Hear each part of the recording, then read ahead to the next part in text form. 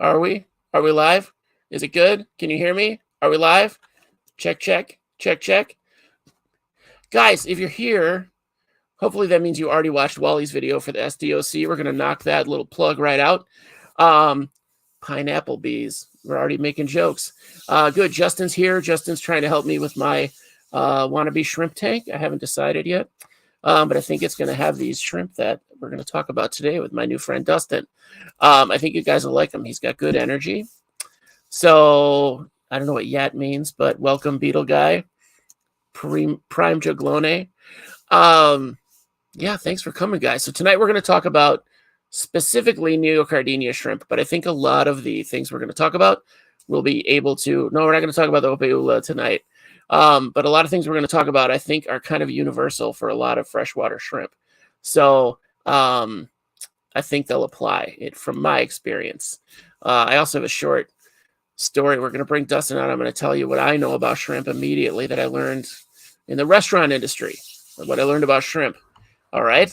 Besides them being delicious, this is a lesson that I overheard. So, Dustin, welcome to the show. What's happening, man? Not a lot. It looks like people are coming in. Chris H. I think I've seen Chris H. here before. Yeah, we've already got, I think, 5. That's pretty good for us. Okay, so, great. Hey, thanks for coming on. First off, how long have you been doing freshwater shrimp, specifically Neocardinia? Neocardinia for 3 years now. And there was a year learning curve for me. And that's not to say someone else can't do it quicker. It's just the way that I learned it. Some shrimp had to lost lives for me to really get what I was doing wrong. That made it more serious for me. But 3 years, yeah. I'm on my 3rd and 4th generation of Blue Dreams and Black Rillies, which I've made some pretty awesome variants that are hard to get a hold of from breeders because they're more difficult to make. But I've got some variants of Black Diamond Rillies, Blue Rillies, sapphires, blue jellies, solid black. I mean, they're awesome. And I just fed them. So when y'all are ready to look at them, keep in mind they're tiny, but we'll get an up close and you'll see hundreds of them. I made a salad for them out of algae. So they're going to town right now on it. That is excellent. Can we see that now if they're going to town? Yeah. Let's go check it out. Let's start off with shrimp, guys. So I know, guys, normally we talk about isopods, but these are essentially aquatic isopods. They're the close cousins. All right, so I'll put a light behind them. Hopefully this isn't. Hold on. This is weird. I do all this in the basement. Yeah. Okay, hold on. I think we all do a lot of it in the basement if we can. Wait, which way do I want to go? This way. I know it's always reversed. All right. Look at the algae. Oh yeah. That little the little algae ball on the is that rock or is that driftwood? That's driftwood. Those will be the easiest for y'all to see. I didn't feel comfortable removing any of them because, like I said, this is their entire world, and there's hundreds in here. It's just really hard. I can tell from the reflection here. Actually, let me point this up higher and put this in the back and see how that goes. Oh yeah, it is really hard to get your camera to focus through the water and all of that. I know that. I was trying to show you the Opeula before we started. Yeah, I asked my wife for an HD camera so the shorts will be better with all the shrimp because I have thousands of shrimp because it's all taken on my phone right now. But this has been going for years, this tank. And there's way more in here than if you look up at the roots. There are babies all up in here dangling upside down. Okay.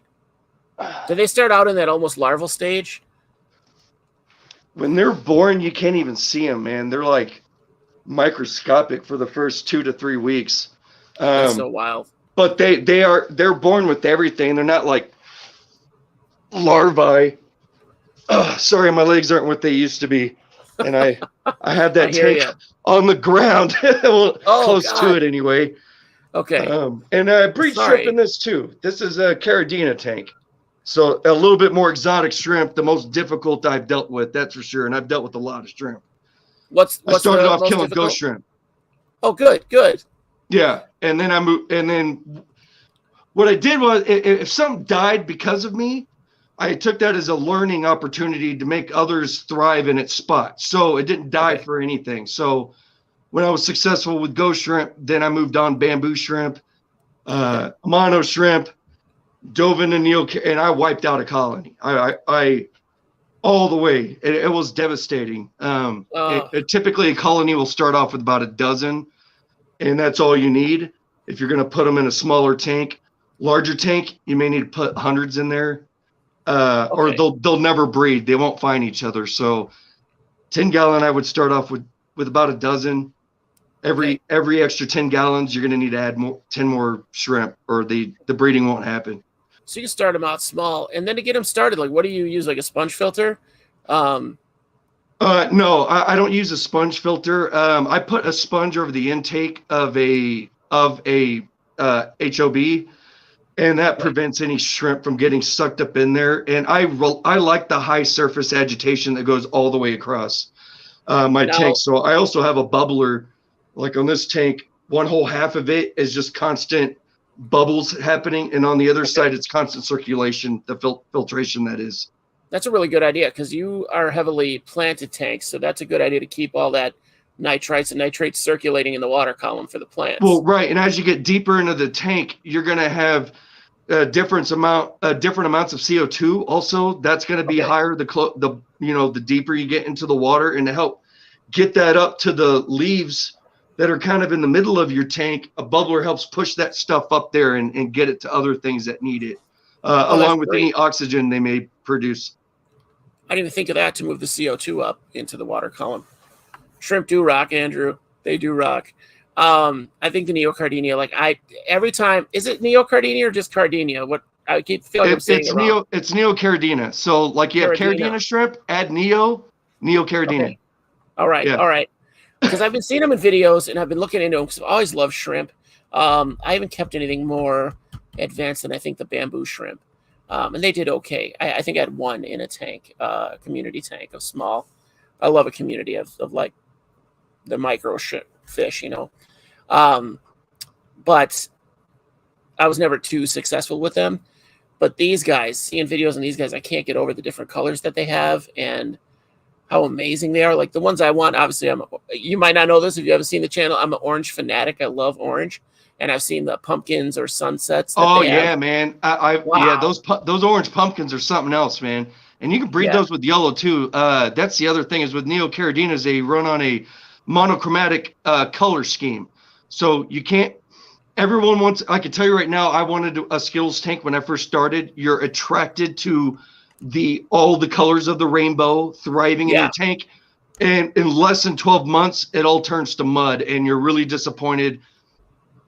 Well, you could be, unless you love watching them devolve into brown shrimp, because there's no red cherry shrimp out in the wild either. They're all brown little shrimp, and they pull the colors out. So that was my very first tank. After I wiped out a colony of the yellow ones, I had goldenbacks. I wiped out a dozen of those, and then I was like, I'm going to try again.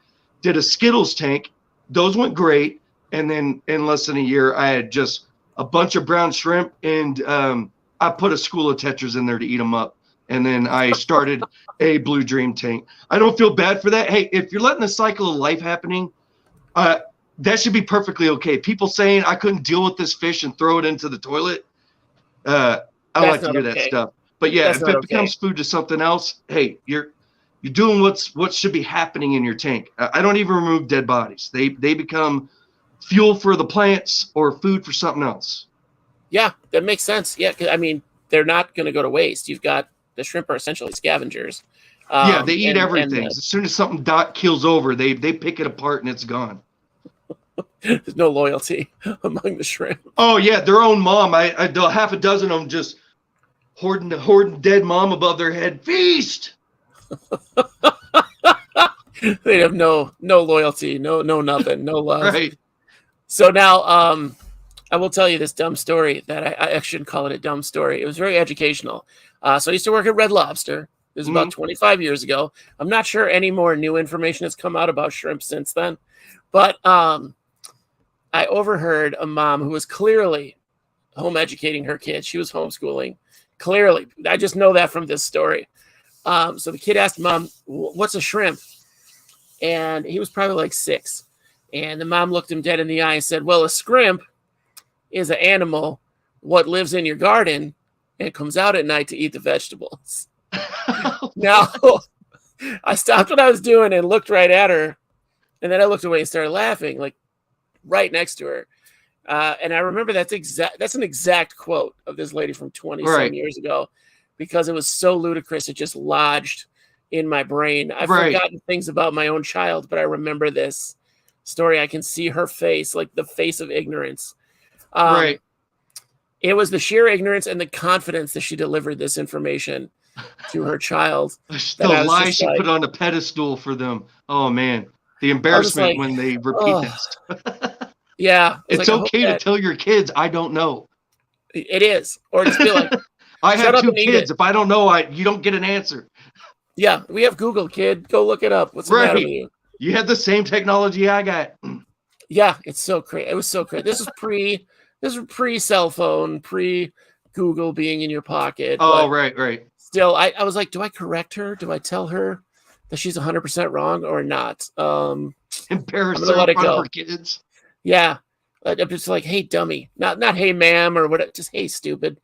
You can't tell people this misinformation with that much confidence. Right. What does it say? Oh, yeah, Justin, or Green Jedi Muggy, she was definitely the only source of this kid's information, because he was just like, yep, okay, Mom, that sounds good. Yeah, I don't know what. I don't know. Who knows what else she's fabricating or was? Like, what's cotton made out of? T-shirts. She's just totally backwards. So yeah, I had way more information about shrimp at that time, but I can't believe it. It's like isopods. This is how this show started, was talking about isopods, but the information that's come out just in the last 10 years on their husbandry, on proper care, proper diet, all these crazy morphs. It's just, it blows my mind. It blows my mind. Yeah. No, I hear you. Especially in the shrimp department, it's, I mean, we're talking these little animals that don't live longer than 12 months, maybe 18 at best if you keep the water cold, and selling them for $1,000 to $3,000 for a half an inch creature that is going to die soon unless you know exactly what to do with it. A shrimp. One shrimp. It's they're the most expensive shrimp on the market right now, called boas. And boas? Yeah, they do look pretty wicked because they have all different kinds. They even have galaxy boas. They bred these little tiny shrimp to be metallic black, and they look like they have the cosmos, the universe on their back, a galaxy. So they call them galaxy boas. And they're $1,000 plus per shrimp. Right. That isn't even as long as your pinky nail. Like, exactly. Not even that long. And to see its magnificence, you're gonna need to like physically be there or have the best camera ever. The macro lens. Yeah, yeah. Miles, that's what we're saying. It's $1,000 for one shrimp. So everybody that's in isopods now, get into shrimp. Like, you can do it. You can make your fortune right now. You can't. Yeah, you buy the right Cardinas, you spend $5 on each one of them, breed them perfectly. After 10 years, yeah, you might be dumping out $1,000 boas. It's possible. It's a lot of work. Or come up with something crazy yourself, like rainbow. Yeah, rainbow color. You know, I had no goal with my Cardinas. All I know is I didn't want them to become mud. They're on their second generation. So I made sure that the red and white stuck with the red and white. So I got tiger Cardinas in there, crystal reds. I have red pandas.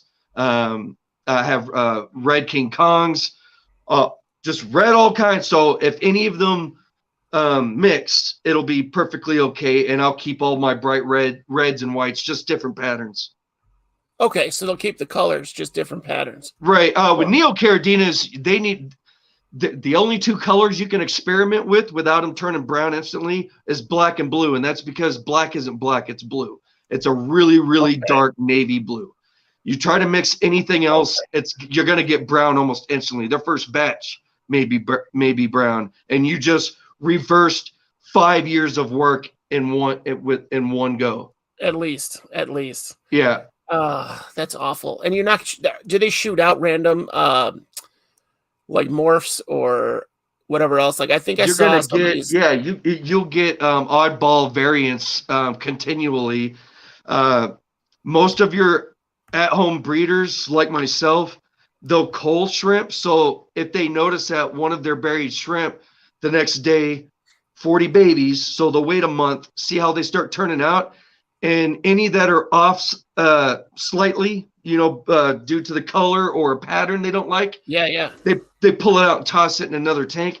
I don't even do that. I just stick with what I know is safe and that they can breed indefinitely without getting my gene pool muddied up.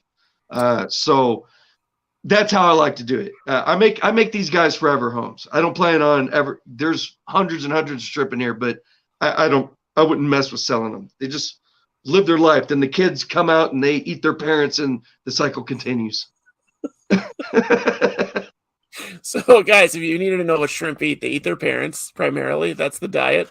No, these guys are mostly vegetarians, right? They eat algae. Correct. Okay. They do appreciate a heavy calcium diet.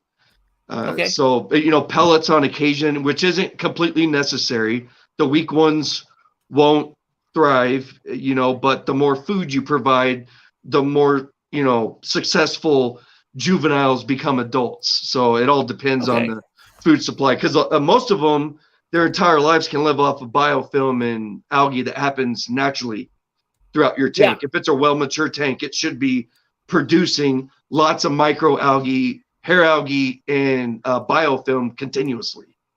Okay. And if you're noticing shrimp dying off of starvation, you're way overpopulated for the size tank you have.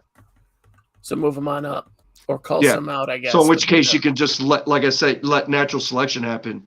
So the stronger ones will get to the food first. The other ones die off and they become food also. That's so crazy. Which is how I let that 10-gallon run. And there's over 200.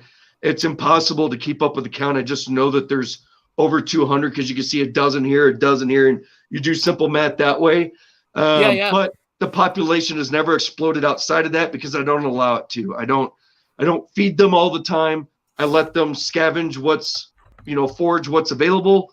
And if they start to deplete that, I'll throw calcium.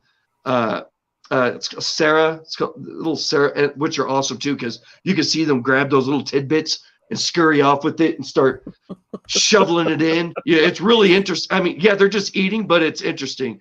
And sometimes they'll grab poop. They'll never eat poop. That's another thing. People think shrimp are bottom scavengers, which they are, but they're like, cockroaches or flies or something where they'll eat poop. No, as soon as they eat one of their own turds, they instantly recognize it, and you'll see them spit it out like they're puking and grab something else. So yeah, they're flipping the coin because they're not looking directly what they're eating. They'll taste it first, but yeah, you'll know if it's not food if you see them, if it just ejects out of their mouth. Oh, I just ate dump. That's funny. I feel like, yeah, if I was blind and ate dump on accident, that's exactly the response I would have. Jedi Monkey had a question here about a plant shelf with size for like a large bottle. How large are you talking, Jedi? Like a gallon? Could you keep some Neocardinia in there if you had it filtered?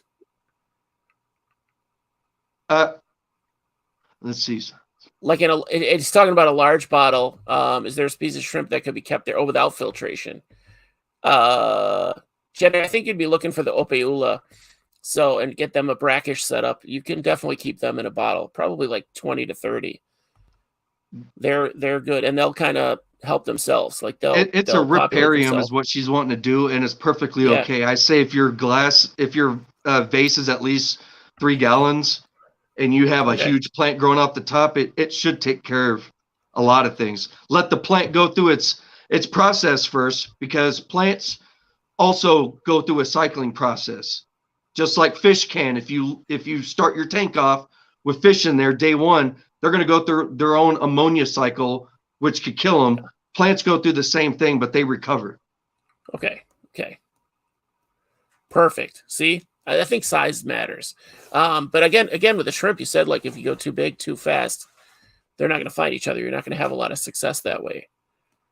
Right. The larger the container, the more shrimp you're going to need to start off with, because if you Google images of Neocardinia, they're going to be blowing up the whole page, but they're having Yeah. that's so you can see it. They have to zoom all the way in with those HD cameras to let you see them. I mean, the males don't get longer than a half an inch. Females, maybe an inch. That they're always larger. Okay. So, and then when they're first born, you can't see them at all. They may have been in there for a month, and then all of a sudden you see a speck on glass, and you're like, what is that? And you're like, oh, it's baby shrimp. All right. The only way I can see mine in my Ophiulia tank, they're maybe a third of an inch as adults, maybe a half inch. But the babies start out as a larval thing that just kind of bobs through the water column. And so they'll do that under the light. So there'll be like a little cloud of them bobbing around. That's the only way I see them. Otherwise, there'd be no way. Yeah. No, that's awesome. I only see them when they get up on the glass. If they're in the dirt, because I do dirted tanks, so they can disappear into the dirt too, and I never notice them. So is that me? Or in my head, if I'm running a forever tank, okay, I can never vacuum it ever, because I never know how many babies I'm going to be sucking out of there. So my tanks, I let them go. When I can see that the plants can handle their own waste, I need them to go beyond that before I ever put anything in there, animal-wise. That totally makes sense. Plants produce their own waste too. They're continually producing their own waste that they've got to be able to process their own crud. Their version of waste would be a leaf falling off, which is a natural process for plants. As they age, they continually cycle through leaves, and that's their way of getting rid of waste, or if they're having to acclimate to a new environment. So and they can feed themselves. That's where you see people having success in a closed jar, and it just got a huge plant in there, and I've had it in here for 20 years, never even opened it. It's because it's producing its own oxygen and CO2 just continually in a circle. I think they're so great. I've seen that. The guy had it for 33 years or something. He still got it. Yeah. Yes. You know what I'm talking about. What do they call? They call them a jararium. Yeah. Something like that. Yeah. Enclosed and then the leaves, ecosystem jar with the plant. And the decomposing leaves become new soil, and it like the water evaporates out of it, and it becomes its own water system. Right. It condensates on the glass, drips back down on the plant. Just one big circle, and you keep it near a window, and it runs itself. That's pretty awesome. It's so crazy. So now all of your shrimp tanks are planted, which I think I've never seen Neocardinia even on YouTube videos without live plants of some sort, at least like a handful of guppy grass or something. So it seems to be that's key to keeping them healthy and comfortable. Yes, definitely. The more hiding spaces you have, the more successful you're going to be with live birth, because the babies need somewhere to go to eat. Because if they don't have somewhere to go and eat, the parents won't let them. Okay, that's just the way of things. It's how nature works. So you'll see a lot of breeders keep certain types of moss, and the babies go in there and will eat all the biofilm off of the moss or off of the glass. So the more surface area you have to cover in your tank, the better. More driftwood, more moss, more plants, all of that's going to grow biofilm and algae that's best suited for babies. So, right. And as they become juveniles and adults, they want the larger stuff at that point. They want to eat full-grown bushes of algae, food, cut off a piece of zucchini, toss that in there. Oh, I've seen that. Yeah, I've seen them go insane. Just the whole pile of them is on that zucchini slice or whatever they throw in. So I like that. I like the idea of the zucchini. It's got good nutrients. It's got use a little wooden skewer and just stab it into the substrate and watch them all climb over it. And if you need that, like this tank, I don't have to feed these shrimp at all whatsoever. Caridina's natural food, one of them is birchwood. So this is where this has become a biotope, because what I've done is I put natural elements that they would be eating on and grazing on continually throughout the day. Put nearly 50 pounds of it in there. It'll last indefinitely. And the amount of biofilm and algae I had grown in here would last hundreds of shrimp for years, if that. So the only time I ever feed this tank is if I see a buried mom, I'll throw something loaded with calcium in there specifically for her. And I can't aim for them. and they waste no time. They see a pellet drop, they'll all go for it. So I'll go all the way down in there with my tweezers, put it right in front of her mouth, and watch her take off. And I can show the Caridina shrimp too. If you've never seen really exotic, there are a lot of people in the hobby that are like, once you can keep Caridina shrimp alive, that's it. You can keep anything alive at that point. Okay. Let's see if we can get a good look at these shrimp here. You know, guys, your tap water is crap. If you look that up on YouTube, you're going to find Dustin's videos about, oh, that is birchwood. It's a type of tree. Yeah, no. So are they from the Americas? You can find it anywhere, but you can definitely find it. You should be able to find it growing loosely all over the world. Birchwood, yeah. I meant the Cardinias. This is just chopped up birchwood. I did nothing special. I didn't treat it or anything. Are the shrimp from the Americas? Is what I was wondering. Oh no, sorry. Neocardinas and Caridina shrimp are from Taiwan. Specifically an ancient island where it's called Siri Lake. I always pronounce that wrong. My pronunciation's crap. It's like Siri Lake. Anyway, on an isolated island in Taiwan, and they are very specific shrimp that need very specific parameters, and any small adjustment to that type of atmosphere has devastating results every time. That's irreversible, and that being failed molts. That's the number one cause of death when it comes to freshwater shrimp, are people losing them to failed molts or the white stripe of death, which also being a form of a failed molt. And all of these happen from not having a stable general hardness atmosphere for them, meaning the amount of calcium and magnesium in your water needs to be stable indefinitely. If you make sudden changes, and this happens through water changes, people kill off their Neocardinas and Caridinas during water changes because they use remineralized water. They take a bunch of water out, add water back to it, and it makes their general hardness go up. It causes their exoskeleton to become too rigid. They become trapped in it, and through stress and exhaustion, they die within a couple days, sometimes instantly. When they know that that's what's happened, they just give up. Okay. Now, what is the, I think we touched on this very briefly, and I didn't get into it in our text messages, but because I wanted to hear about it live so I could have a reaction. Right. But what is the white stripe of death? Okay, so the white stripe of death is whenever you have any shrimp, period, form a translucent band around its abdominal area, specifically right where its head connects with its tail. You'll see there's a definite spot between the tail and the whole abdominal area leading up to the head. Anyway, when that band happens there, you've had a failed molt happen in the opposite direction. You've lowered your general hardness too low, and it made their exoskeleton too malleable. And so it's stuck permanently on that stripe that you see. And when they attempt to have their second molt, it's impossible because the molt before that is permanently attached. So it's a delayed death from a failed molt in this case. Okay, so once you see that, they're just walking dead. There's no chance of coming back from that. It's called the ring of death for a reason, because it's a ticking time bomb. Within a few weeks, when it's due for its next molt, that second molt will kill it. Oh, it can't be trapped within an exoskeleton within an exoskeleton.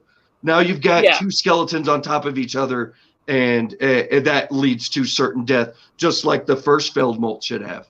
Now you just have an even slower death, which is a highly uncomfortable way for a shrimp to go. Just try to imagine it from their perspective, and they can't comprehend much, but they can comprehend being trapped in their own gear. If I had to grow another skeleton, I'd be pretty uncomfortable. I imagine rough. So calcium or not. So the water hardness, you want the parameters of your water to be you want to be testing your water just to make sure it matches before you add it to your tank. Is that your advice? Right. And make sure it's stable. Make sure you have run a general hardness that you've been able to keep stable for at least a month before you think about putting animals in there. If You test it every 3 days because you're going to be doing the cycling through in this whole thing anyway. So you should be mastering your general hardness and keeping that perfect. I don't use tap water. I control everything from scratch. So for me, I find it a lot easier with shrimp that I look at where their general hardness needs to be. I add buffers. So meaning I would add like aragonite or crushed coral. In my case, I use beach sand because it adds calcium, magnesium, and potassium and phosphates. That feeds my plants and my shrimp. Cool. So, and then I put a little bit in a mesh bag and in the filter. I wait for it to reach the point that I want, and I make sure it stays that way. If I see it gradually going up past the point that I need it, I need to remove some of my sand or whatever I've used as a buffer. If you're using your tap water, it can be done. You just not with Cardinas. With Neocardinas, you can, change it to get it where you like it. I can tell anyone right now with Neocardina, if you have water that's going through a softener, you may already be on a crash course for failing because you're going to have way too many dissolved solids to start with. For one thing, your softener has removed all of the calcium and magnesium out of your water and replaced it with sodium. And now you got to put all that calcium and magnesium back into your water on top of all the sodium that now exists in there that doesn't need to be there. I don't like dealing with all of that. So I use purified water. For me, it's cheap. We have an RO unit, and it's 30 cents a gallon. Once a week, I need maybe 5 gallons for the hundreds of gallons of shrimp tanks I've got going on. And they all just get topped off with purified water, not adding anything extra to the tank. And I know how the general hardness is always going to be because I control it with the with my buffers that I put in my filters. So it can be done without that. You can alter the heck out of your tap if you want to. It's just, for me, I find it much more difficult. And I killed many of shrimp and on camera and put it on my channel through killing it through tap water and then again through a water change before I finally just gave in to making my own water. Because I was tired of losing shrimp over what I felt were easy hurdles to overcome if I just started from scratch and not messed with trying to alter. Everyone's tap water is different. Some people get into the hobby, buy shrimp. It happens to be the perfect softness and the perfect hardness all at the same time. And they have great success. And that's wonderful. They didn't have to go through hell and lose hundreds of dollars worth of shrimp before figuring it out that it's just not going to work with your tap. Because it is difficult to have soft and hard water at the same time. And it is recommended to have. That's having acidic water with a lot of elements, as opposed to you got water going through a softener. It'll appear soft when in fact it's alkaline as hell and just has a lot of sodium. Now we've been talking about water so long. When did we lose everyone? This is when I start losing people. We start talking about water. People are like, I'm out of here. You would think that, but this channel, our audience is down for all of that. Everybody that watches my show, I think, keeps more than one type of creature. So having good water is useful to everyone who has. It is important what's in your water. You'll definitely have more success if you make your water specific for the type of plants and animals that you want to keep. I also keep pea puffers. Theirs is much different from shrimp. Shrimp for me, though, what I love about them is that you can get them in the hundreds, colors everywhere. My crystal reds during the day, they look like just a bunch of little peppermints running across the bottom of this tank. So it's really awesome to look at those. That's awesome. But yeah, everything. Hey, you don't need a heater. These things can survive 50 degrees. And if you're letting it get that cold in your house, I wonder if it's a condemned house. A condemned house in Canada. Right. Yeah, 50 degrees. Now my basement is pretty cold. I have all kinds of heaters running around for my animals here. Oh man, those jack your bill up too. I was so relieved when I was able to turn 150 gallons worth of aquariums into cold water aquariums, that being all my invertebrates. Yeah. Fantastic. And the plants are cool too. As long as as long as you're not hitting the 50, you're fine. And shrimp live longer if the water is cold. They don't experience temperature like we do. So now that's the same for my newts. So I'm on the fence now because you said pea puffers, and I've been talking about pea puffers for a couple days for that second aquarium, but I may do a separate pea puffer tank. They're fun. I've only got 2 of them. I got them in a 10-gallon. They're my little murder beans and my cleanup crew. If I got a tank getting out of control with snails, I toss all my bladder snails in there, and like piranha, two pea puffers go through a dozen snails instantly. You blink your eyes and it's gone. And they don't crush the snails. They suck them out of there. You can't. It's so fast. It's just. They're amazing. Escargot noodle just gone. I used to go to pet stores and be like, "Oh, you've got a lot of those crap snails. Can I get those off of your hands? Can I take those off? Throw you a couple bucks? You're going to kill those anyway, right?" Right. They're welcome here. Every creature has a purpose. I even allow, people aren't going to go this far, but I allow leeches, planaria, hydra, anything that happens naturally out in the world isn't something that I avoid or stop from happening in my aquariums. Even the stuff that we are scared of serves a important role in having a great ecosystem, which is what I call all of these, because they're almost self-efficient besides the HOBs on all of them. So your planaria, they eat, they can eat creatures. I consider them a population control, but they shouldn't be eating population if there's food. And in a planted aquarium, there's always debris and nonsense happening at the bottom of your tank by dead plants, dead animals, what have you. Those take care of a lot of the issues. They'll also take care of your snails. Planaria prefer. Now I'm having trouble. I'm having a brain fart. The snails, not rhino snails, ram's horn. Ram's horn. There you go. That was so difficult to spit out, and I got hundreds of them. They love ram's horns. Might get out of control, and my pea puffers won't eat them. So my planaria keep those. They won't eat ram's horn snails? Huh? They won't eat ram's horn snails? My peas? No. Yeah. My murder beans won't eat ram's horns. That's won't wild. touch them. They want the bladder snails. Must be really gross. Yes, I like my ram's horns. I've got different colors. Those are ones that will not, for some reason, I've got them mixed and they don't breed out. They don't turn muddy. You get like blue ones, orange ones, man. They're awesome. They're a great addition to any tank. For a little bit. And then they get a little bit out of control. If you don't have something to take care of the issue. Because, I mean, if it weren't for the planaria that I have living with these, some of these shrimp in here cost me $50. And we were talking about $1,000 shrimp before. To get a red tiger in here, because I wanted that gene in the mix, that pattern, that one shrimp cost me $50. I went from $10 shrimp to $50 for one, and I needed it to survive. Fortunately, when I let this tank run so long, I only lost one shrimp out of the 162 I put in there. Wow. Jedi says he thought that planaria ate baby shrimp. They absolutely will if they have nothing to eat. Planaria aren't going to actively, they're not predators like what you're thinking. They're not actively hunting out to only eat baby shrimp. Yes, they will eat baby shrimp, and I do have some in there, and they've probably gotten a few of my shrimp without me knowing.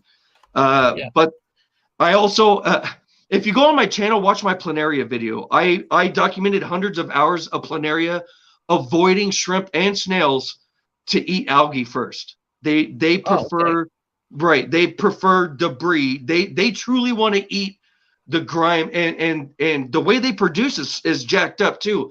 They produce through biofission. They rip themselves in half and duplicate that way. And they could do it 257 times all at once, going from one planaria to 257. You know how we know it's 257? Because some guy got one planaria, cut it 257 times, and had 257 planaria afterwards. So if you don't want your planaria screwing with your shrimp, make sure that there's crap for them to eat. My planaria have a lot of stuff to eat. This is a 55-gallon tank. They're eating dead plants and crud at the bottom of this tank all the time, and ram's horn, and leave my shrimp alone, except for the few that they get a hold of that I don't see with my naked eye. But the rest of them, planaria in all my tanks, and I don't worry about that. Majority of the time, they stay in the substrate and they're eating what's going on in there, because they like dead organic matter before anything else. Where they're going to find all that is in your mulm, and your mulm is waste from your animals and detritus from the plants. So planaria want that first. And that's what they're gonna eat. Now they're starving. Yeah, they're gonna attack something, but they shouldn't be starving. No, they shouldn't. No, they shouldn't. They get out of control if you overfeed them too. If you have planaria everywhere, you are way overfeeding your tank. Stop it. Let the shrimp do their thing, and maybe feed your shrimp once a week. These guys get fed maybe twice a month, if that. And there's several hundreds in here. It's an established ecosystem that's been going on its second year now. I'm on my second generation. That's awesome. So my livestock's not getting depleted. And in that 10-gallon I showed, that has hydra in there. And I can actually see hydra floating. They're like microscopic octopuses. And they stay stagnant, floating in your water column, and when a baby shrimp goes by, their tentacle grabs it and they eat it. Don't fear those things. You see stuff like that in your tanks. They serve a purpose before attacking things and eating stuff. Can you hear me? Okay. Yeah. Sorry, I have a window here that is. I'm in my basement. I'm underneath my daughter's room, and there's a little escape window here, and I just saw a shadow go by. Oh yeah, haunted. I'm trying to figure out what that is. I don't think it's haunted. There's somebody outside, and I don't want them. I don't know if it's coming from the neighbor's house, like the shadow's that long from their streetlight, or if it's someone in my backyard near my daughter's window. Well, bro, so go out there and give them the strong arm. You rotten little beers, get off of my property. I was hoping to listen and see, but I'm not hearing anything. I'll keep an eye on it. You'll see me freak out. If I bail on the show, guys, you'll know why. Yeah, I'm pretty violent to people that are upsetting me. How do you spell I'm in Minnesota. I'm in the middle of the woods. Oh, you're lucky. You're lucky. So you just have to worry about like Yahwehs and stuff. Or Yowies? Is it Yowies in Minnesota? Bigfoot? I think our biggest threat around here are the tiger salamanders that start coming out in March. And actually, that's pretty awesome. We kept one as a pet once because it missed hibernation and the ground froze over solid. And I've kept salamanders before, so we kept them. I made him an awesome living terrarium for 6 months until the ice melted, and then sent him on his way. Oh, awesome! Like just kept him over winter. Over winter, yeah. There's no reason to keep him as a pet. He missed hibernation. They can salamanders can tolerate pretty, even though they're cold blooded. Some of them can tolerate like down to 50 degrees and be fine. He waited way too long. The ground had frozen 2 feet deep. They're supposed to dig, 3 to 4 feet down before the ice happens. I couldn't have even dug a hole for him. So we brought him in, let him hang out in this basement. I'm in the basement too. I'm in the basement, in the storage room, under my staircase. Oh, wow. Under my staircase is storage and litter boxes. So, so I poo storage mostly. Ryan, Ryan Pavey. He's the one that. Oh yeah. He was one of my first subscribers. That's how we became friends. He said, "I remember that salamander." So he must have been. You had a video of it, obviously. Yeah, I made a video about it. Perfect. Yeah, it was a tiger salamander we had pulled in. Actually, I had made a video. This was a couple years ago, and I made a video of us releasing him. And the entire time, my son Alex was crying. And I was like, this is we did this guy a solid. He didn't want to see the pet go, but I was like, but we're not going to pull animals in off the streets and take them away from their freedom, Yeah. So the whole intention was and we'd made a video of sending it, but he cried the whole time. And I didn't want people to get a rise out of watching my 8-year-old cry for 10 minutes as we were setting it loose. He just cried the whole time. So I was like, it's 10 minutes of him crying. So I never released the video, but yeah, you can see the terrarium I made a pretty pimp terrarium for him. So in my younger years, I started off doing poison dart frogs and vipers. I was breeding Pope's Temple vipers, Gaboon vipers, rhino vipers, red-headed spitting cobras, timberwolf rattlesnakes, and poison dart frog bananas.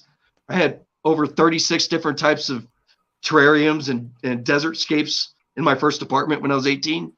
God. Had the apartment manager known, we would have been kicked out instantly, but all the kids after school called us the zoo guys. My roommate, I lived with a foreign exchange student from England. Okay. And after school, all the kids would want to come in and go tank to tank. And I had to padlock these because I had venomous snakes in there. And want to just googly eye all of the animals. And as I got older, I don't know, just I started to become more aquatic after that point. And I focused everything on plants, aquatic botany, which is underwater perennials that flower. And then once I mastered that, then started doing shrimp. Shrimp were like a mission. As soon as I saw my first crystal red, I knew I wanted to do shrimp. I didn't know it was going to be such a long journey for me, and it could have been a bit quicker. There's a lot of half truths out there with tutorials on YouTube. That's my biggest. I have a issue with some of the kind of the how to care videos that you find, because there's a lot of stuff that gets skipped, you know, that I feel is important stuff that people need to know, or you are doomed to fail if you know. It can be easy if you know what you're doing. Well, now what are some of your pro tips? So we've got water, we've got having the pH and the hardness right, and knowing what's in your water. Right. If you're doing a small aquarium, and even a giant aquarium like this, these are cold water tanks. If I have to give this thing a gallon of purified water a week, that still puts me under $1 a month. And that is all I need to do for this. This guy gets 2 gallons. The 10-gallon once every 3 months will get a gallon of purified water. But a stable environment is key. And in order to have a stable environment, it needs to be a mature environment. So load it up with plants, let it run its cycle, because your plants are going to cycle themselves. Some are going to die off. Not all of your plants are going to make it. Some of the ammonia is going to kill off half of your plants right there. So overstock it with plants. Let it run for at least 90 days. For me, I let them run for 6 months before I dove back into it, which is kind of recommended with a planted tank. And if you're going to do it any other way, the amount of water changes you're going to have to keep up with is going to be a lot. You need to test your water every 3 days, every 48 to 72 hours maybe, and doing water changes as often as you have to. The more mature it is, the less amount of water changes and the less stress you have going on. And keeping a TDS meter, which stands for total dissolved solids. These only cost $10. This tells you how many dissolved solids are in your aquarium at any given time as a whole. It doesn't pinpoint anything. It just says, okay, there's 500 parts per million. Well, 500 parts per million of what? Well, to find out, then you start using your aquarium testers and process of elimination. Another pro tip is that people think when they buy aquarium testers that tests everything. It does not. It leaves out a lot, and there are things that can kill shrimp. If you have copper in your pipes, if you have suspended copper in your water column that's coming out of your pipes, just check your pipes, you'll know. Go down into your basement or wherever the heck your water softener is. If you're running through copper pipes, it's going to poison your shrimp. That is a killer right there. And having unstable general hardness. Those are the 2 ways they're going to go. So let your tank mature. The older it is, the less stress that you're going to have, and the less frequently you need to test your water and do water changes. If you're having to do water changes constantly, you already messed up. You put too much livestock and not enough plants. Yeah, I feel like that's I see it a lot on YouTube too, where people do that, and it's like, how are you doing that? It always in my mind, like, how are you adding this many fish, this many organisms to a tank? Right, you need your plant load through the roof and your inhabitants, down to a minimum. Now with shrimp, one cryptocorn may take care of a few shrimp, but even just like an inch-long tetra, the amount of waste they can produce, even with people, because they start off feeding their animals every day when they shouldn't. That's the other thing. You have a planted tank, your animals will eat the dead plants also. Your tetras don't need to eat flake food all the time. But plant load through the roof. That sounds great, because that's what I want to do. And then have filtration. For both of my builds, I'm going to do waterfalls for filtration, and it's going to have it's going to have a series of pools basically that the water. I saw that waterfall you want to build, and it's completely harmless to your shrimp. Also, if you just shove some filter media sponges in there, that Yeah, even the definitely. babies, when they get up to that pump, they can't get sucked in. And when you Right. want to build some rocks around that pump where it overspouts the top. Yeah. I built one of Yeah. those for my dart frogs, man. It's awesome. Yeah. They'll see this soon. The 125 is my project right now, but when I do I don't Yeah. even know how many gallons this thing is. It probably holds like 6 because it's only about this deep. It's one of those like Right. exoterra type of things. Um, but that's definitely gonna have Neocardinia in it now. Now that I'm Oh talking, man, you got to do it, so man. yeah, I'll send you a Neocardinia chart. It's so hard to decide the color because when you yeah, know what happens if you start mixing them, then you're like, well, I don't want brown shrimp in 12 months. What color do I pick? And it's so hard, man. I solely went with the blue and black because it feels like two different colors when it's not. And I breeded a really with a blue dream, which gave me all the spectrum variants you could possibly get in the blue department, which is awesome. okay, So if you pick a color, mix that color with also its really sister. So if you do orange, also do orange release, and you'll get striped variant patterns, but won't muddy up the colors. so I could get orange koi shrimp. Wally, Right. if you're watching this later, orange koi shrimp, Wally. I have orange koi isopods. It's one of my The top 5 pumpkin. Oh, species. you want to put the isopods in there? No. I'm saying for color variations, there's a Oh, there's a right. species called scaber, Porcellia scaber, and they're like the Neocardinia. They have wild hundreds, I think, of morphs. So one of them is orange koi, and it's got like the white and orange spotting all over it in different patterns, and that's one of my top 5. But to have shrimp like that would be really cool. Would be really cool to have that in a tank. Real quick, I wanted to address something. Yeah. The young lady or young man, I missed the comment. I forgot who was asking about the planaria eating baby shrimp. Yeah. Excuse me. I wanted to kind of backtrack to that right fast because a lot of people, when they first keep Neocardinia shrimp, literally anything that you keep them with, that other species is going to eat your baby shrimp, and more so than planaria would. You keep them with even nano fish like rasboras or your cardinal tetras, which are nano fish. They only get a quarter-inch, half-inch. Even their offspring are going to completely wipe out your shrimp eventually. They will wipe them out. I've had an entire school of tetras kill off a colony of around 100 Neocardinia before, and even their baby shrimp become prey to even baby fish. And they're prey to each other. The parents, if they really got to fight over food, the parents will start eating their own kids if they have to. That's the way of things. But that's why I say you don't need to be scared of anything that cohabitates. It's gonna eat your shrimp. They're smaller than everything else, except for your isopods and hexapods, whatever else. Well, the isopods are bigger than Neocardinia. A lot of them are. A lot of them are bigger than Neocardinia.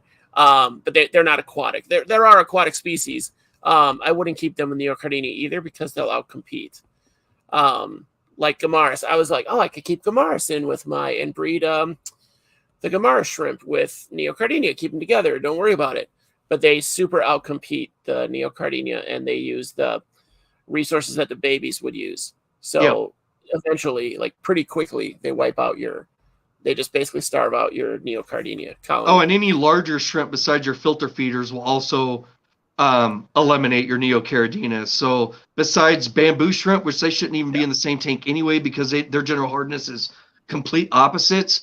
But like ghost shrimp, they'll eat all of your Neocardinias if you try to mix those two together. And just to have success with Neocardinias, I personally and from my own experience in watching entire colonies get wiped out several different ways, some through my own fault and some just through natural selection happening over time. I've seen them just vanish over time due to just and even in massive 40-gallon tanks and 50-gallon tanks of shrimp, just over years, their numbers dwindle and dwindle, even with massive amounts of hiding spaces. Eventually, fish love shrimp, and when they get a taste for it, they're going to start hunting them. And when that starts happening, no matter what it is, even if it's another type of species of shrimp, they're going to start going for it every time. So I just wouldn't mix them with anything. The planaria is way down here. If you have other things going on or attempting to do other things. Oh, by the way, if you have planaria, you put it there. So just so everyone knows, it never happened through like osmosis. You need to retrace your steps. You put it in there through a plant or dirt or an animal or something you got. Yeah. So is there a way to, I know a lot of people that do vivariums and terrariums and paludariums. They take great pains to clean everything off of the roots and everything of the plants that they buy before they put them in, or even the intense people. I don't do this myself because I'm lazy, but they'll quarantine the plants for like a month and make sure that there's nothing that hitchhiked, essentially. Well, right. So in that situation, instead of whatever tank you're building, it should be a quarantine starting off. So as things are happening, before you start putting animals in there, during that cycling process, you're also seeing what may or may not have hitchhiked on there. And if at the end of the 30 days your cycle is complete, you got an established, aquarium with plants and ready for animals, but you notice something in there you don't want, that could be the time to go ahead and nip that in the butt. But let me tell you something. You can't escape nature. When you're dealing with plants and you're dealing with dirt and live animals, these things are going to happen. If you think that you can go in and you'll hear crazy stuff. People talking about soaking their plants in potassium chloride, bleach, crazy stuff, treating their plants first. If you make one mistake there, now you've chemically poisoned everything. So think about that because you leave any trace of that, and hydrogen peroxide too. Wackos out there suggesting soaking your plants in hydrogen peroxide. Don't do any of that stuff. You set up your tank, let it run for months, see what the hell's going on before you start throwing your livestock in there and sacrificing them to whatever the hell you may have done. And if nature's going to happen, it's going to happen. You can't hide from that. So just let it do its thing. Don't make things worse by sprinkling a bunch of chemicals on. Name one lake with thriving plant life where all the plants go through bleach first and then the lake is just whoosh, birds of paradise. None. There's no bleach in nature. Maybe. I don't know. There might be. I don't know the math on that. You're not going to see it in many lakes. That's my point. Rivers of bleach just flourishing with life. Right? Natives we had it. Drinking cups of it. Everlasting life. Bleach. It'll cure your COVID. And make it transparent. Somebody was busting your chops about your Mr. Pibb earlier. They clearly have never had Mr. Pibb. It is delicious. Oh man, yeah, I love Mr. Pibb. Oh yeah, I'm not advertising this. This is just I like Mr. That's fine. Pibb. That's fine. I advertise all the time, and nobody's thrown me any money yet.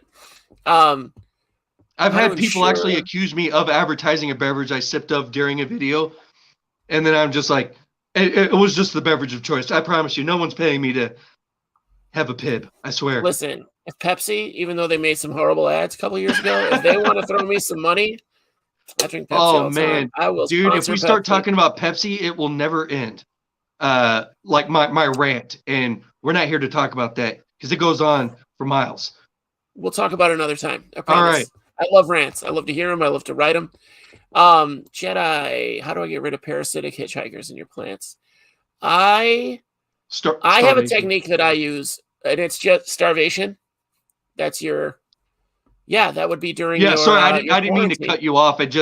When I hear those things, I instantly know what solution has always worked the best, and starvation with parasites works the best. This is why if you introduced parasites into your aquarium before you put inhabitants in there, you're not feeding any of these creatures. They're going to die over time through starvation. So before you've had animals in there, you start seeing those types of creatures. Don't feed your tank. You shouldn't be feeding it anyway because there's nothing in there that you want. So you starve it out. That's easier than my technique. What's your technique before I cut you off? Oh, when I bring plants in, and this is for, like you were talking about your peace lily earlier, or adapting terrestrial plants to aquatic life or aquatic life. I'll take the root, wash it all off, give it like a 5-minute soak in some pretty serious salt water, and then rinse all that off, give it another 5-minute soak. I'll do that like 3 or 4 times, and then just let it sit in water, pure water, and rinse that out or change the water out. It's not the worst thing I've ever heard. The day. Yeah. I feel like the salt at least would provide, and it's like salt you would get for your terrarium or saltwater aquarium. It's not. Actually, I want to show you something you can use right now. Okay. Here we go. If you absolutely want to treat your plant with something, Rexall Epsom salt. You can get it for 99 cents at your local dollar store. Put a spoonful of that in a 5-gallon bucket. Throw your plants in there, and there you go. But honestly, I just rinse mine off with purified water. Okay. All right. I get all the dirt and everything off of there with my TDS is 0. The pH is 7. The water is as pure as can possibly be.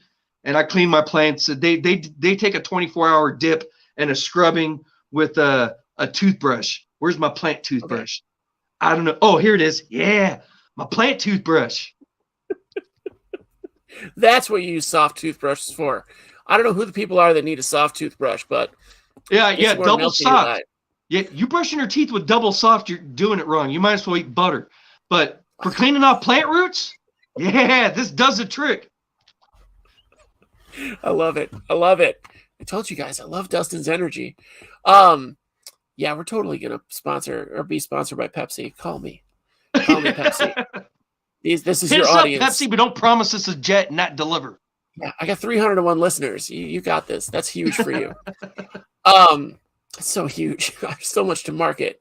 So what is the pH? You were talking about different pHs for like bamboo shrimp and the Neocardinia. So with your Neocardinia, like what are you looking for specifically for your with all shrimp? The most important thing is always going to be general hardness. For Neocardinia, what I've personally seen them live at, and breeders will say otherwise, it can only be this pH and only this general hardness. Not true. I have raised Neocardinia from beginning to end in a general hardness no lower than 6 and nothing higher above 10. Okay. So between 6 and 10. So 7 between 6 and 10 general hardness. A pH of, they would prefer maybe about 7.5, but you could go 6.5 if it's acidic. Great. I prefer water that is slightly acidic because it actually, for the person who is asking about parasites, when you make acidic water, it kills viruses and parasites for you also. We should have mentioned that earlier. So adding tannins to your water is at this point in the hobby, there's no reason why you shouldn't. You should have some driftwood in almost every tank because tannins kill those types of stuff that you don't want. Your animals get a pathogen or a parasite. The acids that tannins produce are powerful enough to dissolve calcium bicarbonates. So think about what they can do to a tiny critter. That's what they do.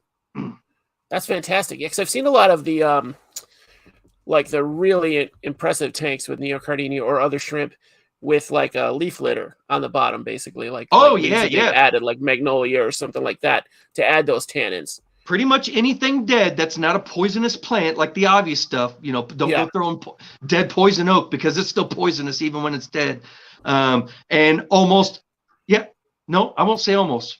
Any house plant you'll come across besides poinsettias are perfectly okay. And I bring this up because there is a bad rumor going on that open pothos, an exposed potho, like if it has a cut on it, its fluids will kill shrimp. Not true. So I've had all my shrimp living with pothos for years, and they're just fine amongst other houseplants because I also do peace lilies, wandering Jew. This thing's growing with plants from bottom to top and has wild wood in there. I never treated. I didn't treat the birch wood. I didn't treat a single plant. What I did is I put the tank together. I let nature have its way for a year. Yeah, I ended up with some critters in there. I found a leech in there. There's planaria. That all came from my dirt. What do you think happens? If you go outside and you scoop up dirt, what's in your dirt? Besides dirt, a bunch of micro animals that are going to thrive and come alive. I love it. I love it. I love it. And that's what we worry about somebody in the chat just said their daughter's watching the show with them. and said Billy Mays didn't die. He just got really into shrimp. So that's the exact energy. Just don't do what I did, because when I got the shrimp frenzy, when it hit me hardcore, I went out and bought a bag of bamboo shrimp, $100 worth of Neocardinas, 2 crystal red Cardina shrimp, a mono, and ghost shrimp, acclimated them for 30 minutes, tossed them all in, and 24 hours later, I had a massacre. It just shrimp will go quick on you. And I only want to get them. I would say don't get them from like PetSmart or something. Get them from somebody who's reputable. No, you speak the truth. Stay away from PetSmart and Petco's Neocardinas. They're already sick. Don't mess with them. These are delicate animals that need to come from actual breeders that are breeding them in pure environments. And pure environments, I'm talking about, they use purified water because they don't want anything getting in there from their store, their location, and ending up in your water. If you get something, it's because you did it, not them. Type of things. These are they can become expensive. Cherry shrimp, depending on where you get them, $2 to $5. But you getting up to like blue dreams and sapphires, you're talking anywhere from $7 to $12, depending on how pure the color is. Because Neos have different grades of colors. The lower the grade, the more translucent they are, and the higher the grade, the color is deeper. It runs deep into even their blood color. So you have a blue dream, a high-grade blue dream. They are blue all the way through their shell, their guts, their veins, their heart. Everything is blue. And then their low-grade, just their shell is blue, their exoskeleton, and then their guts are regular color. See, I was wondering if they had the shades, because I know the Cardinia, they were the ones that first fascinated me. But when I heard about how difficult they are to keep, I knew I wasn't that guy. Like, I'm not the, I'm a low maintenance pet kind of guy. You can't have any carbonates. That's the biggest problem with Cardinas. So you have to have just the right amount of wood to dissolve the carbonates, but leaving behind the calcium so you don't have failed mulch from making it too soft. Or white stripe. Right. Good band, or death stripe, bad thing to have on your shrimp. Ring of death. Right? Now I have birchwood from my aunts, if you can see up here. Oh yeah. They don't have access to it right now because they were hibernating. So I have birchwood. So now you got me. Birchwood is great. They love it as food. Oh, even Neocardinas, they love it as food, and it provides the tannins that you want in your water. I like that a lot. Yeah. I don't have any treated, but it's been sitting here. Whatever was on it starved long ago. So it's been down here in this dry basement for a year at least. So your water quality is key. That's number one. You don't really have to feed them if you have a planted tank, an established planted tank. Pretty rarely, right? You're saying? Oh, right. Heavily planted tank is going to need very little maintenance, even in the algae department. Yeah. And that's because the more plants you have, they're going to win in the photosynthesizing. The more of your larger plants, they beat out the light. The algae has nowhere to go, and it kind of dies off on its own. But you also got a bunch of invertebrates in your tank. They'll eat any, excess algae. I have one tank that I specifically keep the light really bright to grow hair algae, so I can just throw a hair algae salad in my tanks on occasion, and they just go nuts on that hair algae. I like the idea of the salad. Yeah. What about chemical contaminants and stuff like driftwood? Are there chemical contaminants in driftwood? No. What he's saying is true. If you buy your driftwood, you're going to need even if they say it's natural or untreated, I still wouldn't trust it, because if it has a huge staple on it with the company tag on there, there's no telling what they did with it. And to make it safe, in that case, I would soak it. You don't necessarily have to boil it. Boiling your wood only destroys the integrity of it. When you boil wood, what happens is it starts to tear apart the fibers of the center of your wood, which it'll deteriorate and start to become decomposing matter in your aquarium, as opposed to getting waterlogged and just being a log. I like to gather my wood. I know what's on it. Nature.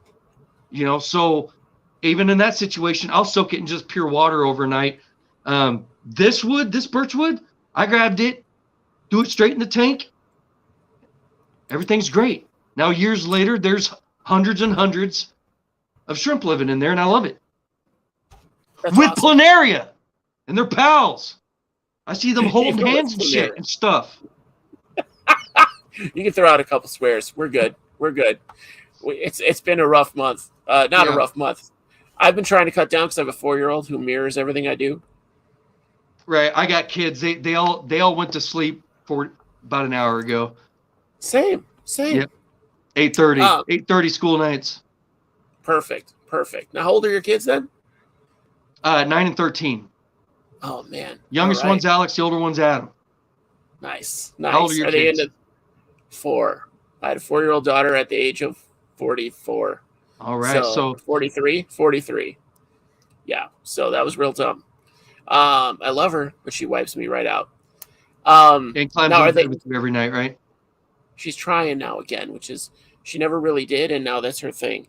Alex would just climb and lie on my face and go to sleep that way, like a cat.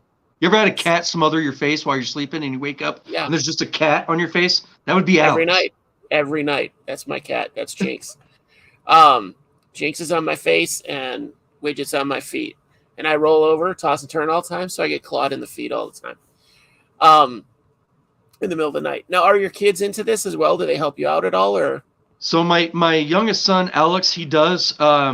He went through an entire year of learning plant propagation with me down here in the basement. Okay. So I've done plants from all over the world. So that was I started with plants. Plants for me are key when it comes to aquarium life in general, period. I mean, even if you just kind of simplified it to having 2 rhizome anubii living in your tank. Anubias. I said it weird, sure. That's going to increase the chances of things going a little bit better, just a little, and every little bit counts. But yeah, he sat down here for a long time, helping me propagate plants from Africa and Asia, all aquatic plants. Sure. And then after I'd done every species from everywhere, I started doing house plants and turning as many as I could into aquatic plants. And I was successful with the croton. I got an aquatic croton and the internet said, no way, not going to happen, going to die. And it's just lovely, loving life in the water world. See, you got to do it.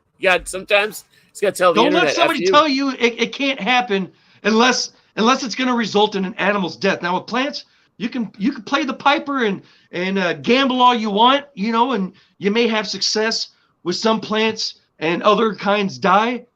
Stick with the ones that are working for you. Whatever conditions you've set up, those are that'll get you going while you're learning. Now, we're going to talk plants another time. I want to get into plants so much. Right. So I do. I want to get deep into plants, but not today. Today's our shrimp dive. So depending on what area they're from, shrimp have different parameters they're looking for. Neocardinia pretty much breed. Guys, for anybody that heard about buried shrimp earlier, I wanted to touch on that too. That's shrimp with eggs. So, because they keep them, under their tail? Basically, they're swimmerettes. Let's let everyone look at the Neocardinia, see if they have any other questions before we... Yeah. Let me adjust the light here. Sorry if you're wondering. Menagerie with plants, you want that light. You want that light, my friend. And it doesn't even have to be that crazy of light. Okay. You tell me when you can start seeing shrimp, because I'm at an awkward angle. I see some of them hanging. Yeah. I see that one in the top right, I think. There's that one right in the middle of the log. Yeah, there's some all over the log. These are dark shrimp. This is a dark tank. I make it dark on purpose. The light on top doesn't penetrate the tank because it's loaded with floaters, which is subwasser tang and frog bit. Okay. I love the way that it just drapes those roots. Now, what is the that's weird. I saw myself in the reflection. What is that lettuce-looking thing right in the middle of the tank? It looks like macroalgae almost. What is that plant? This is subwasser tang. It's a fern. It was thought to be a moss for quite some time. Okay. Up until about 30 years ago, they found out it was a micro fern, a little bit different than like a crystal wart. But yeah, it's an aquatic fern and it grows like moss. And it takes a long time. This took 3 years to get this big from the size of a quarter. Oh God. Okay. All right. So let's see. Let's find some shrimp. I'm seeing some hanging from the. I think that's the shrimp. Little black dots.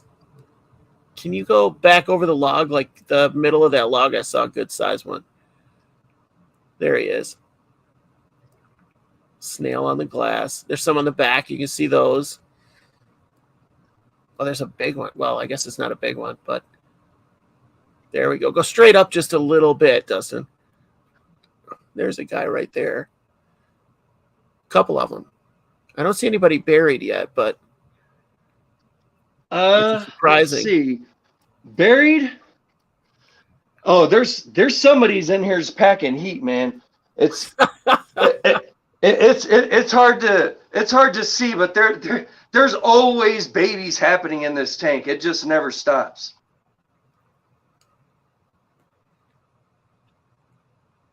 That's what I love about shrimp too. Once you get them going, that's it. You're good to go.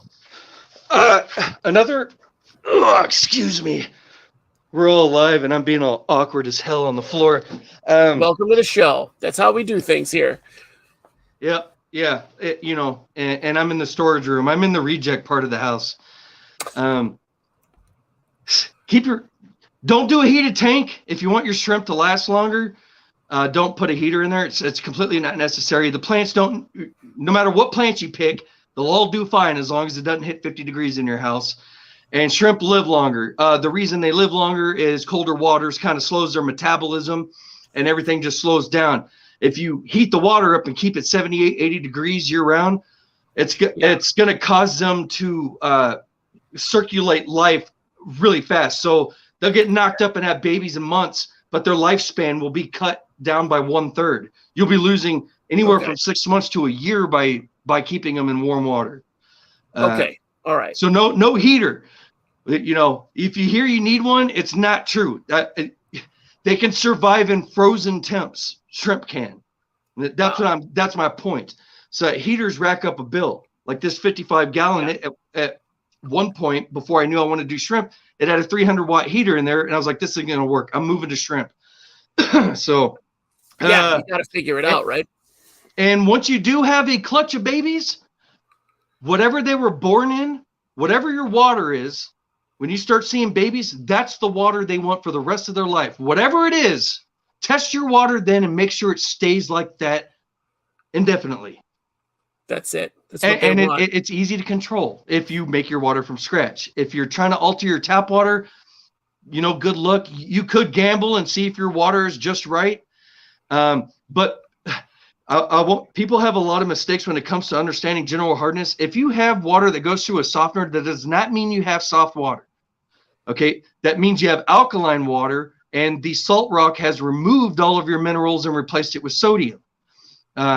So if you have hard water, it's because you have high amounts of calcium and magnesium in there. But there could be a lot of other things in there that you can't test for, which is why I like to have pure water. You got copper pipes, stay away from it. Yeah, copper. This is bad for snails too. So you see all that stuff start dying off. Basically, everything you would have in the tank with the fish or with the shrimp is going to die. You're going to have a barren tank with plants. Right. If you have copper floating loosely in your water column, they'll all get copper poisoning, and then it'll be tragic. And you won't know. You won't know because you won't have a tester for copper. And then later, when you run out of options and you don't know what keeps killing all your shrimp, and you finally do get a tester that only tests for copper, and you realize it's soaring through the roof, when all you had to do was go down to the basement and look at the pipes attached to your ceiling and see if they're running through copper pipes. Don't do it. It's the one good thing about my stainless steel pipes. There's no copper, just rust. It's just rust. I think that's awesome. So now, what are you said you're only feeding a couple times a week? Are you just feeding? What are your supplements? Do you do anything to keep the colors up? Yeah. So I can have a higher success rate on babies. It's good to have a type of shrimp baby food. Now, just because I'm showing this doesn't mean that this is the best. Listen to your animals. If they're not eating a type of food, but everyone's saying it's the best, well, to your shrimp, it's the worst. Get something else. But it's called baby shrimp food. You can get it by all different types of companies, but there's two ingredients that have to be there in order for them to have a positive effect on your animal besides giving them food. It needs to have high amounts of calcium and high amounts of protein. When a shrimp is buried, a female buried shrimp must have a high amount of calcium at that point, because if she experiences a failed molt while she's buried, keep in mind they can have up to 40 babies on their stomach. And if she has a failed molt during that process, all the babies go. You lost all 3 dozen children and the mom. So baby shrimp food. The other thing that I feed them is where did I put it? Oh, I'm so scatterhead. That's okay. I can't find it. Anyway, oh, here we go. Right in front of me. Some of these little bug bites. Fluval shrimp bug bites. Yeah. These little tiny granules, and they'll sink to the bottom, and the big shrimp will get them. And then for the baby shrimp, just so everyone knows, your baby will not survive if you do not have a mature tank, because you need biofilm on the glass. Okay. You need biofilm growing everything. And to have copious amounts of that, your tank should run for a couple months at least before, when you can start to see it with the naked eye, you got a good amount going on. Okay. Starting to see that. Yeah, I get what you're talking about. I get it on driftwood when I first put driftwood. Right, in. that white stuff. Yeah. That's another thing. When people use driftwood for the first time and they see that white stuff, they think they need to toss chemicals in there to get rid of it. No, you don't. Your wood is going through a cycling process, and that biofilm is the result, and that's food for almost everything that would exist in your aquarium. Right. It stinks. Leave it in there till it decomposes, because it smells awful, guys. It looks gross. It's like whenever I see it, it's like at least a ½ inch off the wood, all the way around, and it's this. And if you ever wipe it off, it just comes back. Let it run its course, and it'll go away on its own. It's like snot. It's kind of like snot on there. Or if you have a bunch of shrimp, they'll eat it. You'll never notice it happening because they'll be eating it before it even has a chance to get to that point. Which is awesome. Somebody asked about Ridex. Do you feed Ridex? It's a septic tank treatment. Somebody said, he said he heard about it being used as a shrimp food. We're gonna have to Google that. Where's my Google people at? Vic's not here tonight. I already don't like this. I know it sounds really bad. If you're gonna feed them shrimp food, but know your shrimp. 90% of their food happens naturally in their tank, as it should. Okay, all right. Menagerie, you need to get some shrimp. Get rid of that biofilm. Biofilm looks really gross. It looks awful. It looks like something you want to get rid of. It's definitely not something you want to see in a show tank. Right. But you kind of do. Like, it's good for the tank. So it took me a long time to realize that. I had to talk to an aquarium friend a couple of years ago and be like, what is this? And that's who broke it down for me. So it's good to see that shrimp just destroy it. My mom kept shrimp years ago, and I'm like 90% sure we use that. I'm going to have to Google that Ridex thing. That sounds really weird. I'm not buying Ridex. I mean, even if we Googled it and a giant sign popped up that said, this is the only thing your shrimp can eat, I still wouldn't buy it. It says Ridex. You dump it in your crapper to eat all the logs that haven't turned to mashed potatoes yet. Apparently.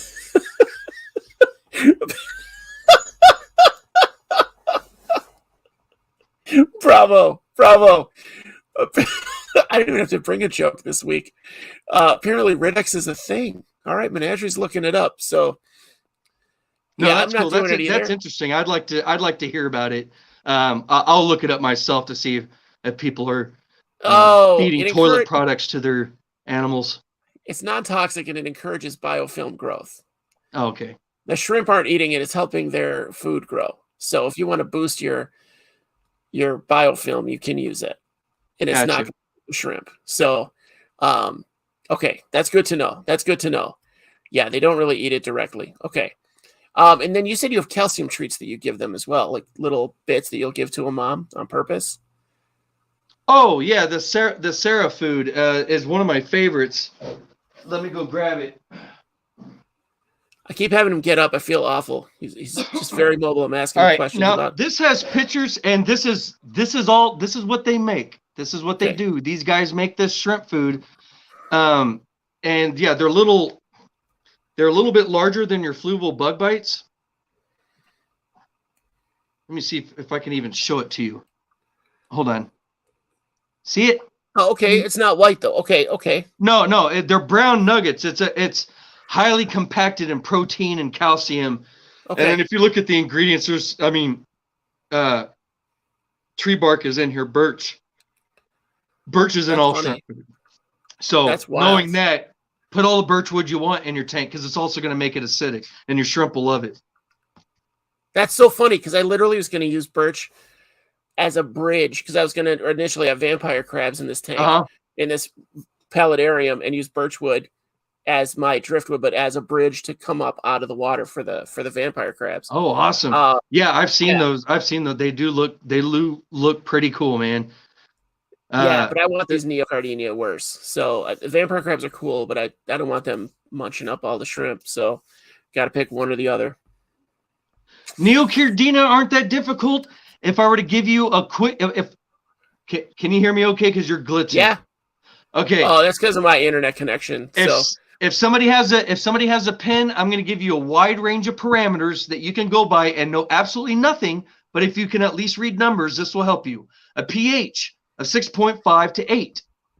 General hardness of 6 to 10. Everything else should be 0. Okay. 0 except for your carbonates. Obviously, your carbonates should be stable. Your carbonates are what control your pH, so. Perfect. See, guys, we got all the tips. We need. So we need water. We need calcium. We need everything at a 0, except, what's not a 7. So keeping it around 7 sounds really easy and not too far off of that. So. Oh, yeah. And the TDS meter, I don't need to test my water anymore, but I know for my Neocardinas, I never want it over 218. If it ever is slightly over 218, that's the time to test. But 218 or lower, I know I've got healthy numbers, and it takes seconds to do a TDS reading. So for Neocardinas, a very healthy water, 218 or less. Anything higher than that, start figuring out what it is that's causing it. If you're using tap water, it could be hundreds of things. Look at the periodic table. It could be any of that stuff. Okay. All right. So don't use your tap water. Because even if you treat your tap water, it's going to have that stuff that dissolves solids are still going to be in there. It's still going to be there. What you're changing the way that it is so it works for your shrimp, which, yeah, you can do. For me, I just find that way too much work. Yeah. I have pure water, and the only thing I add to it is calcium and magnesium. I don't have to worry about anything else. If those numbers are out of whack, I somehow got more calcium in there than I should, but I measure my calcium. So when I get my general hardness to where I want, and it's been stable for weeks, I'm like, okay, I only added 1 tablespoon of my buffer. And if you use beach sand, it lasts indefinitely. It will release calcium bicarbonates till the end of time, and you should never need to replace it. That's awesome.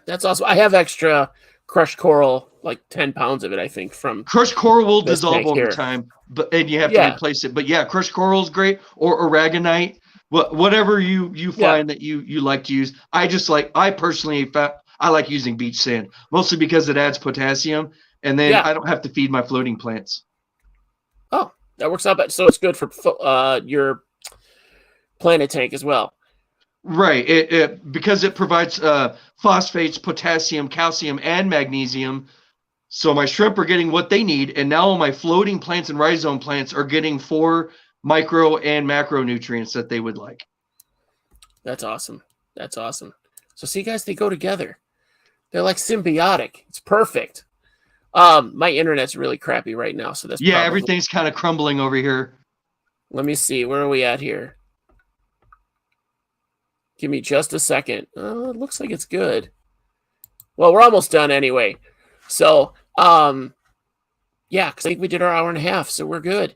Now, I hope you had a good time, so we can have you back to talk about plants at a later date. Does that sound Yeah, fair? man, absolutely.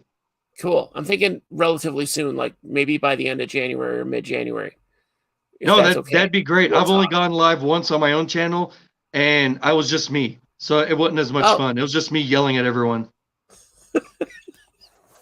the energy is so intense. It's amazing. So I love it. I for sure love it.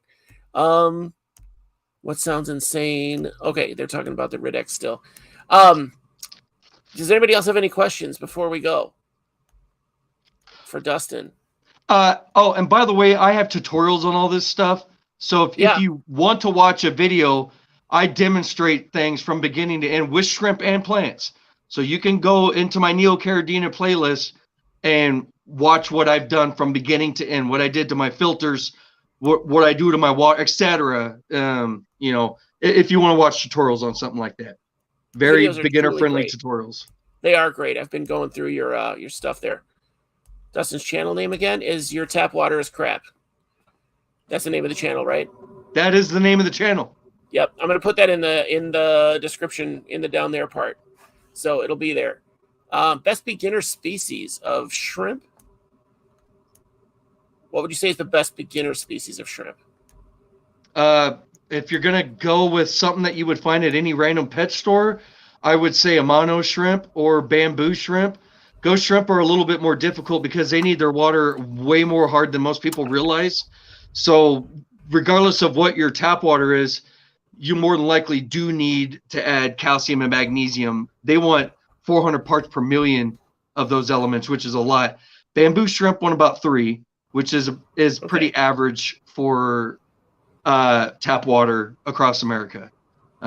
If your TDS is around 300, you've probably got enough minerals in there for your shrimp. Bamboo shrimp are great. They are filter feeders, so if they're ever dragging their hands across the floor, you've already doomed their species. They need a fan circulating the water directly in their face, or they do what I call give up and have a suicidal depression meltdown where they just stop living life. Neocardinas are not difficult. All of these animals aren't difficult. If you know what you're doing, just do your research first, watch videos of people that you trust, and go in there knowing something, and it's always going to be a lot easier. So it would be arbitrary for me to say one shrimp would be easier than the other because they all need different water conditions. And if you're a gambler, put them in with your tap water. If it lives, congratulations, you have the water that they like. If they die, you lose. I have success with ghost shrimp in my tanks. So the reason you I probably don't have hard water. Now, yeah, does it go through a softener? No, I don't have a water softener. Oh, you don't have, oh, then that's awesome. I tried to bypass my softener once. Yeah. Well, that told me exactly why I had a softener at that point, because my calcium and magnesium went up to like 900 parts per million, which is like toxic for humans. So sodium's way better. Sodium's way better. Right. Figure that out. Oh, Menagerie just tossed some biofilm blobs off of her wood into the cherry shrimp tank. We'll see how it goes. Oh, okay. I thought she was going to say they went nuts. But if it just happened, yeah, we'll have an update. Leave it in the comments, Menagerie. Leave a comment for once, crying out loud. Guys, if you have questions, put them in the comments. I'll see if I can get Dustin to check back with us and answer. You can tag me. It's just at your tap, and that'll tag me to any feed anywhere. Perfect. Yeah, and we'll have him back. Check out his channel, guys. There's a lot of actual information there, not just conversations and random me being a fake dummy. I play the part of a dummy really, really well. It's super convincing. But if you watch, every once in a while, I have a nugget of wisdom. Not the Ridex thing, but, some wisdom. Yeah, I had a great time, Dustin. Thank you so much. Oh, man, no, this was a blast for me, man. I really appreciate you inviting me. If you have time afterwards, what I do sometimes is, or most times, if anybody's interested, I'll log you out right now or like put you in that green room again, end the show, and then we can stick around and talk for a little bit if you want. That's yeah, we can do that. I need to plug my phone in and charge it. Now it's almost dead, but I can do that. All right, yeah, so it's up to you. I'll see if you're still here. No, we can. When I'm done. I'm going to take 5, though, and run outside right fast, and then if that's cool. Perfect. Dustin likes to take a whiz in the woods. That's all. So did you just tell everyone that I'm taking a whiz in the woods? I did. Sweet. I get in everybody's business. No, I'm going to do that. And actually, my neighbors have had it. They're like, "Can you please stop peeing in your yard?" And I'm like, "Are you a homeowner or a home renter?" Oh, renter? Okay, yeah, I'm a homeowner, so I'll piss where I want. Oh! Yeah, I'm trying to help your tap water. Don't you understand? Yeah. Yeah, we're gonna find out if you. Oh, the last question they have is my half of my Dungeons and Dragons group is in this channel. So, do you play D&D? That's what they want to know. They're trying to recruit you for a D&D group. Do I play D&D? Yeah, that's the question. All right. I love RPG board games, yeah. and I actually play a lot of horror RPG board games with my children. We play like zombies. We play Ghostbusters, and these are long, intricate with miniatures that take like 8 hours to play. Yep. You know, but Dungeons and Dragons, I played it once with someone, and once they like blasted me with a fart cannon and apparently rendered me worthless. I was like, this game sucks. Your DM sucks. Like, what? I was like, where did it come from? Is this a rule? And he's like, oh, I made it up. And so this is how we just make up shit? We just do it. Yeah, that's it. So, all right, I'm going to pull you out and then go take your whiz, and we'll be back. All right, cool. Stick around. All right, thanks, Dustin. What a guy. Holy cow, guys. I'm like tired after all that energy. That was awesome. He's super intense about water and anything more intricate than water. Amazing. I hope you guys had as much fun as I did. Ryan, thank you for showing me Dustin. Ryan, get a PC. You can make a Springtail based character. That's all I got, guys. I hope you guys learned something. I hope you're into shrimp. I'm definitely gonna make a paludarium with my morning geckos and Neocardinia shrimp. That's definitely gonna happen. So expect to see that in a build video in the spring, maybe. The 125 is taking a lot of time. I'll have maybe an update on the 125 soon. I'm trying to cut the pieces of PVC right now, and it's not very entertaining. So you'll understand what that means when I have the video. You'll understand what the PVC is for. I'm in over my head again. So, but I'm committed. So, guys, have a great night. Next week, next Tuesday, we are going to talk to Isopods Anonymous. This is going to be our Christmas special. So Kyle and I are good friends, and we're going to talk about some of the specials he's going to have going on with his business. And yeah, some of that stuff. So we're going to do all of that. And we're going to talk about something else that I forgot. Probably whatever species he wants to talk about. So we'll be back to Isopods next week. Wow. Then I'm going to take a couple weeks off to decompress for the holidays. And I'll keep you posted on Facebook when we're going to be back. Or you can hit the bell icon after you liked and subscribed. If you haven't liked already, none of my fake mods have asked you to. I can't figure out how to make Beetle Guy and Justin mods, but I'm gonna. So I'll talk to you later. I love you guys. If you're a Patreon, we have a Patreon. I'll probably put the link somewhere. I'm not very good at it. If you'd like to be, welcome. You don't get much for it except the knowledge that I'm going to go to Utah at some point and meet up with Russ. And Russ is late. Russ, this is a good one to go back to. Speaking of Russ, I'm going to go to Utah and meet Russ and Clint. So, if you want to help that happen sooner, Patreon's your guy. You could deal $1 to $10,000. We capped it at $10,000 just because I feel like anything more than that is flamboyant. I don't want to get up there. So, guys, have a great night. Stay juglone. All right? And if we don't see you next week, have a Merry Christmas or any holiday. You have a merry whatever holiday you celebrate. I celebrate Christmas. You do you. All right. Talk to you later, guys. Love you all.